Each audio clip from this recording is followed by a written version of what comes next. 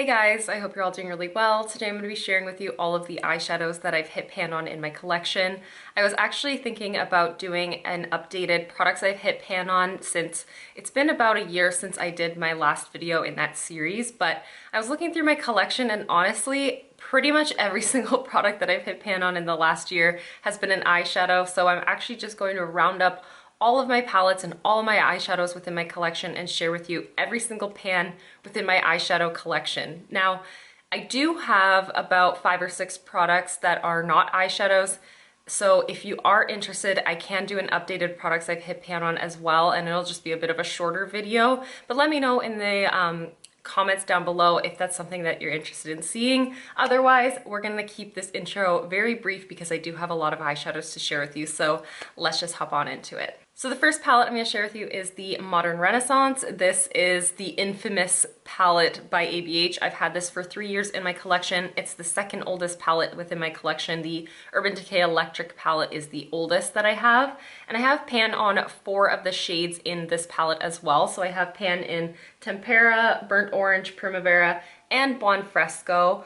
All 4 of those are good, just like pretty wearable shades. Most of the palette as a whole is pretty wearable. I also do have some pretty significant dips in several of the shades in this palette as well, so I'm sure there will be more pans coming in the next few years for sure. And then the next palette I want to talk about, just to keep on trend of ABH, this is the Subculture palette.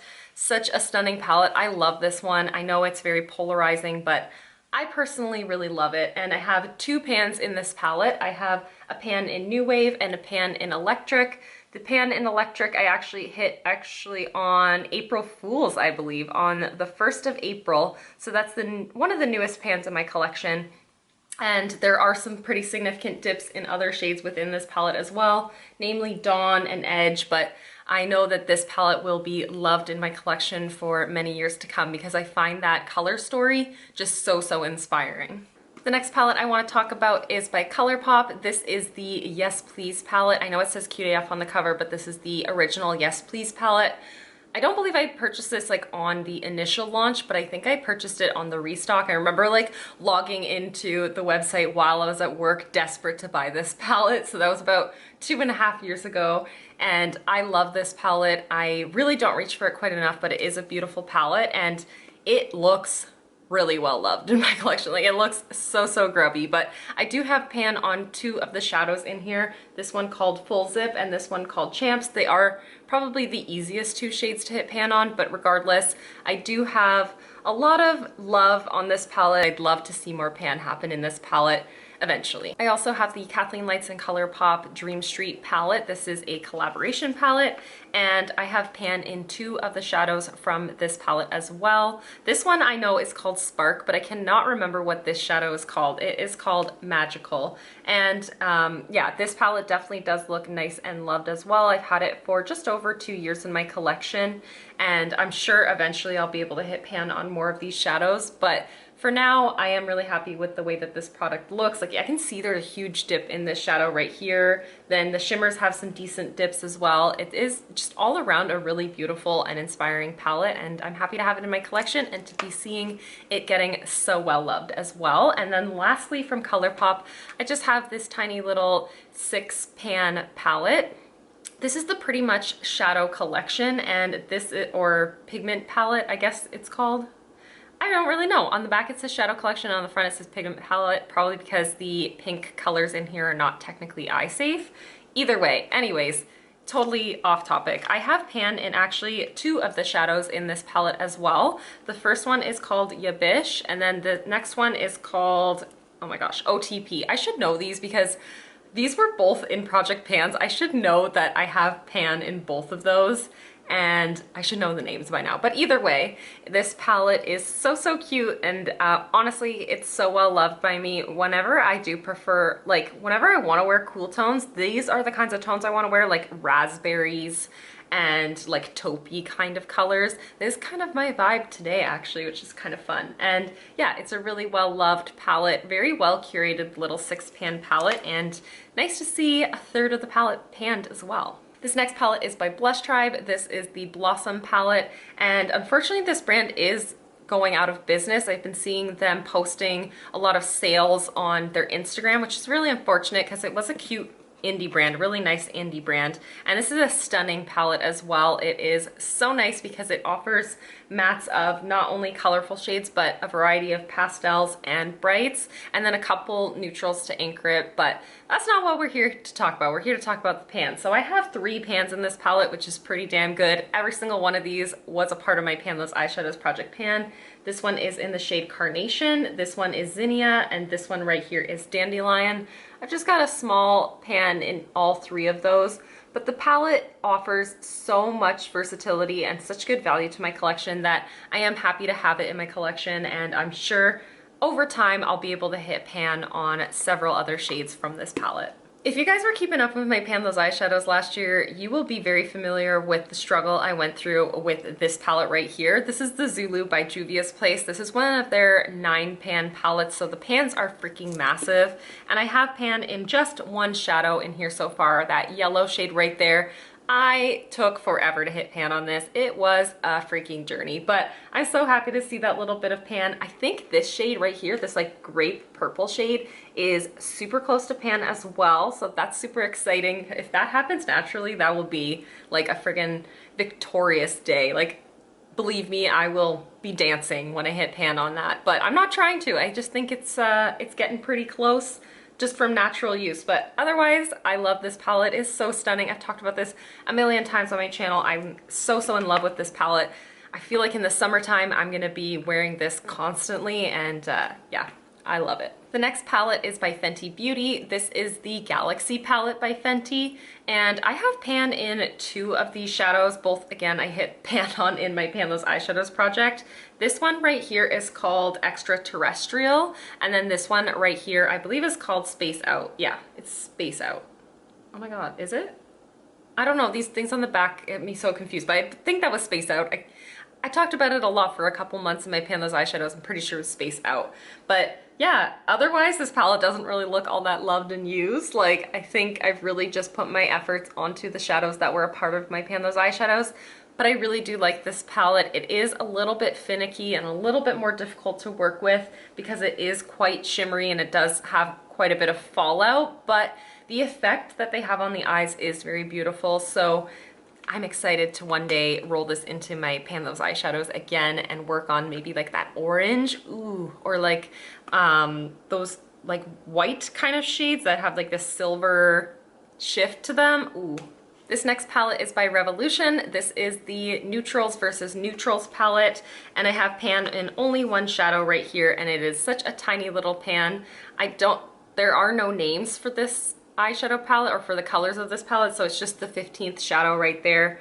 And as you can see, it's just the tiniest little bit of pan, but pan nevertheless, and I'm happy about that. And then my other Revolution palette that I have is the Soph X Extra Spice palette. I have 1 pan in here as well, and the pan that I have is in the shade Chocolate Orange. This is such a pretty palette though. Like, these are my kinds of colors, like that bright warm red, that gorgeous like army green kind of olivey color. I love these colors so much, and whenever I do have this as a part of my Panless eyeshadows, I get so much good use out of this palette. Currently I have Cookie Dough in there in that project, so I'm sure I'll be able to hit pan on that relatively soon as well. But I am very happy with how this palette looks and how loved it is in my collection. And then talking about loved palettes, I have this one by Urban Decay. This is the Born to Run palette. If you've been keeping up with Panless eyeshadows, which I feel like I keep saying, but you know this palette has been through it. So I have hit pan in 3 of these shadows. All 3 of these were randomly drawn into my, no, 2 of those shades were randomly drawn in my Panless eyeshadows. Weekender I hit pan on just on my own because I was reaching for this palette so much, and I'm damn close on Wanderlust as well. So this palette is very well loved, and I'm sure by the end of 2020 we're gonna be seeing like 2 or 3 more pans in this palette for sure. The next palette is the Nabla Soul Blooming palette. I hit pan on the shade Flowery in this palette, this stunning like periwinkle shade, but this palette is so well loved and so used in my collection. I can imagine hitting pan on several of these shadows, maybe not this year, but definitely while it's still a part of my life, I'm going to be able to hit pan on most of the mattes in this palette because they are so creamy and buttery and just like smooth and delicious. And the shimmers rather, are a little bit more malleable, so I feel like they don't really show the pan or like the indents as much as the other shades do, but eventually I think I'd probably hit pan on like Philosophy and Garden Gate and Honey Dip or Honey Drip rather, because I love the way that these look on the eyes. They're, again, a little bit finicky when it comes to their metallics, just like the Fenty palette. Yeah, honestly, everything about this palette, like right down to the details of the packaging, just makes me want to try so much more from this brand because I love interacting with this palette. Like every time I pick it up, I'm just happy. The design of the cover, the fact that the flowers are glossy but the background is matte, I just love that little detail. And then when you open it up and you just see this beautiful color story, it's like, how can you not be happy and inspired and excited and curious to try more? You know what I mean? Yeah, this makes me want to try so many more Nabla eyeshadows. It's unreal.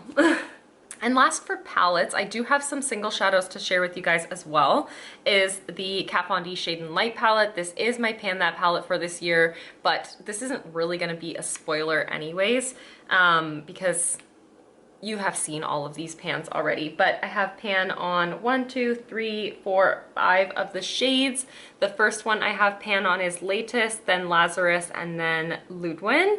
And then down here I have pan on Lucius and Latinus as well. And moving into singles, I actually only have one single and then the rest are Colourpop Super Shock shadows.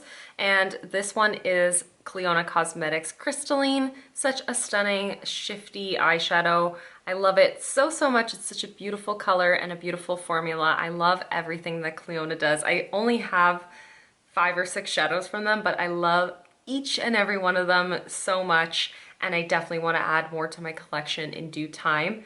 This is just so beautiful, and it takes a long time to hit pan on them too, so definitely like bang for your buck for sure, versus, you know, if you guys have any Super Shock shadows, you know you can hit pan on them pretty quickly. But I'm going to share with you guys all of my Super Shock shadows. I just took all the lids off to make it a little bit easier. So this one right here is Birthday Cake. This was a limited edition color that was for their 3rd birthday. There is a little bit of pan in there. This is a ultra metallic, ultra glitter finish, and it's really beautiful. This is such a fun color and a fun finish. And then the next one I have pan on is As If, which is a matte brown shade. Honestly, this is getting kind of dried out. Once I've hit pan on a lot of my Super Shock shadows, they end up starting to dry out a lot faster. I've had this for about like 4 years though too, so I mean, it is due time for sure, but yeah, it's starting to dry out. But it is a really beautiful, just easy one and done kind of matte shadow shade. And then I also have pan on this gorgeous terracotta red shade. This is in the shade Melrose. It's so beautiful. You can see decent amount of pan, but definitely there's still a ton of product left in here. And then I also have a gorgeous little pan on this shadow right here called Telepathy. This is like my favorite. This is the standout Super Shock shadow I think in my collection, other than Koosh, which you guys know I love, and then Empire. I love those 3 shadows so much.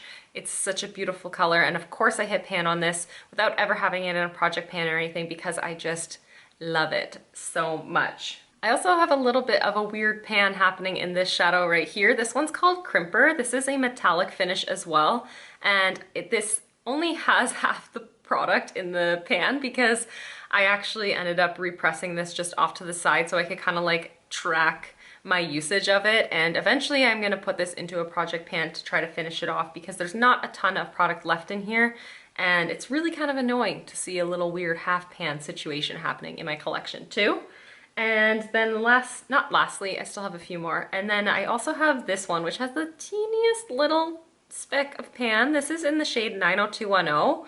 It's a really deep, cool toned brown with a satin luxe finish. I don't think that they do that anymore. This is really old. This was from the Forever Freshman set, which is like when Colourpop used to do palettes of Super Shock shadows. I think this had like 6 Super Shock shadows in it. This shade is very old. This is like, I think this is from my first Colourpop order ever, actually. And it is a really fun kind of color for me to play with because this is not something that I'm generally drawn to, but ever since I hit pan, I don't think I've used it even once, so maybe I should challenge myself to use it more often. This is a really good reminder, actually. And the last 2 eyeshadows that I have pans on in my collection are these 2 right here. They're both in my 20 favorites in 2020 project, so I want to just kind of like lump them together because you're already familiar with both of these, I'm sure. This is in the shade Hanky Panky. It's just a good matte shadow, and as you can see, I do have a fair amount of pan on that one.